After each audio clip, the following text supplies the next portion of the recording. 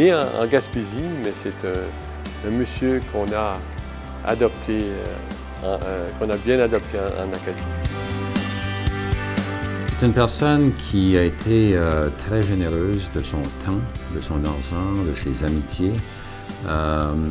Bernard n'a jamais hésité à aider quelqu'un, n'a jamais hésité à conseiller quelqu'un. C'était d'ailleurs une des 2 personnes que je suis allé voir lorsque j'ai pris la direction d'Assomption Vie.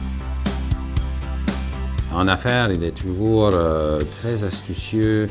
Je l'avais décrit comme un joueur de hockey qui a les yeux autour de la tête, qui sait exactement tout le temps où est la rondelle, un peu à la Wayne Gretzky. Alors, en affaires, Bernard voyait des opportunités où personne d'autre n'aurait vu des opportunités. Probablement la meilleure manière de décrire Bernard comme homme d'affaires, c'est d'abord une personne honnête, une personne intègre, une personne sur qui on peut avoir confiance et qui donne confiance aux gens avec qui il fait affaire. Bernard, c'est un entrepreneur né.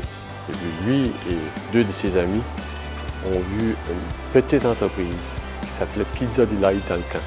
On a payé seulement 13 000 $ pour acheter la franchise.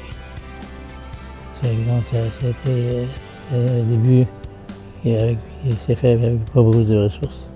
J'ai eu ma mère m'a permis d'hypothéquer sa maison pour aller chercher 10 000 $. Donc, nous autres, quand on l'a acheté, c'était seulement le seul restaurant qu'on vendait, évidemment. C'était un take-out. Ils vendaient juste la pizza. Bien, ça a certainement été un des premiers, un des pionniers en 68, 69 à se lancer en affaires. On se rappellera qu'à l'époque, au Nouveau-Brunswick, il n'y avait pas tellement de francophones en affaires. Et il a donné le goût à toute une génération d'étudiants et d'étudiantes de se lancer en affaires parce qu'avec ses copains à l'époque à l'université et à la sortie de l'université, on pouvait voir que cet homme-là allait faire de grandes choses.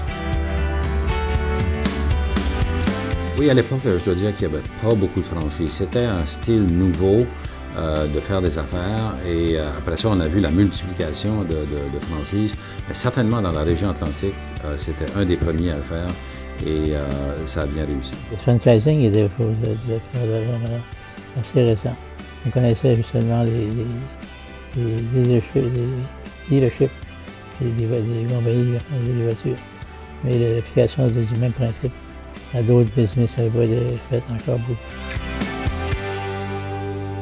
Maintenant, en plus de sa famille qu'il aime beaucoup, il a 2 grandes passions. Premièrement, c'est un monsieur qui aime beaucoup le hockey. Il adore le hockey. Puis sa 2e passion, sinon sa première, c'est les cartes.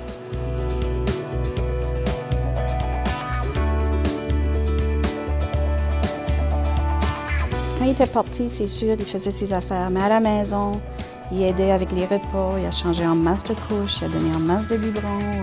Ces genres de choses-là, vraiment, c'était le souper du dimanche, je pouvais compter que ça allait être Bernard qui allait faire ça. Il impliquait beaucoup les enfants à le faire aussi, mais c'est quand il était présent, tout le reste était mis de côté et il était là pour les enfants.